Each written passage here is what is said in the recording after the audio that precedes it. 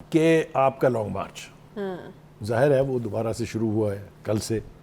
आज वो गुजरात से शुरू होकर गुजरात में ही ख़त्म हो जाएगा, यही मैंने सुना है अभी तक। तो इस तरफ से चलेगा, दूसरी तरफ रुक जाएगा, खत्म हो जाएगा। वो नहीं, अभी आप तो बहुत टाइम है ना। देखिए आप 15 दिन का एक्सटेंड कर रहे थे। 15 दिन का टाइम आप क्यों एक्सटेंड कर रहे हैं, उसकी दो वजूहात हैं। हाँ। एक तो एक अहम तैनाती होने वाली है 29 नवंबर से पहले, और दूसरा पाकिस्तान के दोस्त मुल्क सऊदी अरब के क्राउन प्रिंस वजीर आजम मोहम्मद बिन सलमान पाकिस्तान के दौरे पे आ रहे हैं। This could be A turning point for Pakistan economy. खुदा के वास्ते खान साहब, आपके शाह महमूद कुरैशी साहब ने जब ये कहा ना कि हम उन्हें रास्ता देंगे, आप किसके बाप पर एहसान कर रहे हैं? मैं कहना नहीं चाहता, लेकिन ये कि अगर रास्ता लेने वालों ने फैसला कर लिया कि हमने रास्ता लेना है, तो आप दिखाई नहीं देंगे कहीं।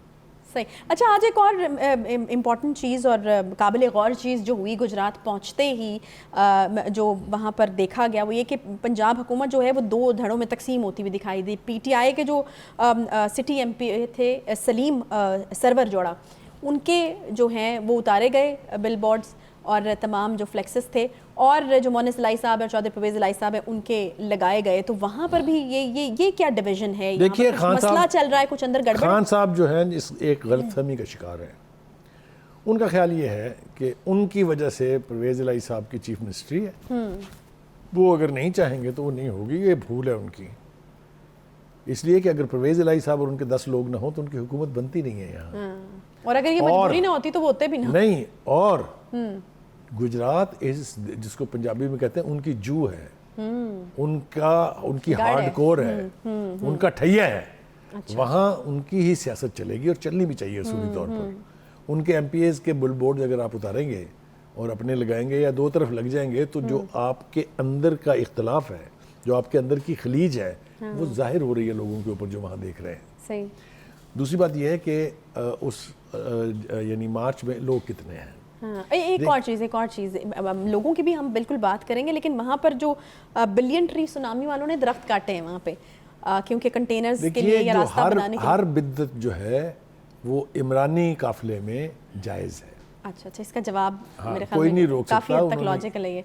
यही हरकत पहले भी की थी। हाँ। अगर आपको याद हो, रहीम यार खान में ग्राउंड थी, उसके सारे दरख्त काट दिए थे। ये उनका हक है, इसलिए कि वो सुनामी ट्री जो आज तक वो साबित नहीं कर पाए। वो कह भी चुके हैं कि रास्ते में आने वाली हर रुकावट जो है एब्सोल्युटली वो दरख्त भी रुकावट होंगे तो जी जाहिर है वो इसीलिए उन्होंने काट भी। देखिए खान साहब को ये गलतफहमी हमेशा रही है कि वो 2018 के इलेक्शन में वोट के बलबूते पर इक़्तिदार तक पहुंचे थे। ये गलतफहमी उनकी दूर हो जानी चाहिए, इसलिए कि अब कोई ऐसा शख्स नहीं है जिसको नहीं पता कि उस वक्त क्या हुआ था, किस तरीके से सिस्टम के अंदर पेनिट्रेशन करके उस वक्त की एस्टेब्लिशमेंट ने इनको इलेक्शन जितवा के एक वाने इक़्तिदार तक पहुंचाया था। ये उनके वोटर और उनके वर्कर नहीं थे।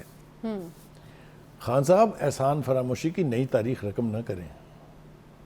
अदलिया और एस्टेब्लिशमेंट, और अगर मैं डेयर करूं तो फौज, कि आप पर बहुत एहसान है।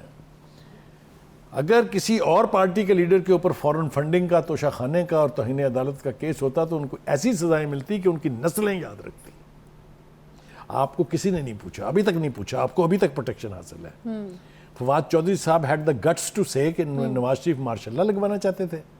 आप मुझे ये बताइए कि जिस शख्स ने 4-5 चीफ ऑफ आर्मी स्टाफ के साथ पंगा लिया हो, वो मार्शल लगवाएगा? उसके कहने में मार्शल लगेगा? मार्शल लगवाने की हर हरकत आप कर रहे हैं। आप ना ब्यूरोक्रेसी को कहते हैं कि वो ठीक काम कर रही है, ना आप कहते हैं अदलिया ठीक काम कर रही है, ना एस्टेब्लिशमेंट ठीक काम कर रही है। आपके नज़दीक तो nothing is right in this state of Denmark. लिहाजा थोड़ा सा ख्याल करें। अभी भी अदालतें आपको बहुत रिलीफ दे रही हैं, आप अभी भी उनकी मोहब्बत से सरशार, आपकी मोहब्बत में वो लोग वजह क्या है? आप कह तो रहे हैं कि उसकी वजह यह है कि मेरे ख्याल से एक जो बेसिक थीम थी इसकी कि एक तीसरी कुव्वत को आजमाना चाहिए, चूंकि बाकी की दो मेन स्ट्रीम पोलिटिकल पार्टीज एक तवील अरसे तक आजमाई जा चुकी हैं। यहाँ तक की फिलोसफी को मैं मानता हूँ, ठीक है, आजमा भी लिया, लेकिन आजमाइश के बाद जो नतीजा निकला है वो फौज भी भुगत रही है, अदलिया भी भुगत रही है, लेकिन खान साहब अभी भी लाट अभी बहुत अरसे तक भुगतेंगे। मैं एज सलीम बुखारी ये यकीन से कह सकता हूँ कि वो अभी भी लाडले हैं। अच्छा। हाँ, और वो आने वाले दिनों में आपके सामने सब कुछ आने वाला है। अभी तक जितने रिलीफ उनको मिल चुके हैं, मैंने कहा कोई और होता तो उसको निशाने इबरत बना दिया जाता।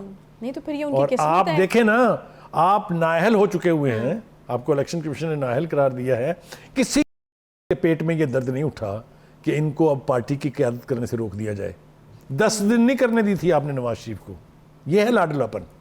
बताएं कहाँ गलत हूं मैं? ऐसी मैं आपको 20 मिसालें दे सकता हूँ। बहरहाल ये गुफ्तगू चलती रहेगी, इसलिए कि लॉन्ग मार्च चल रहा है।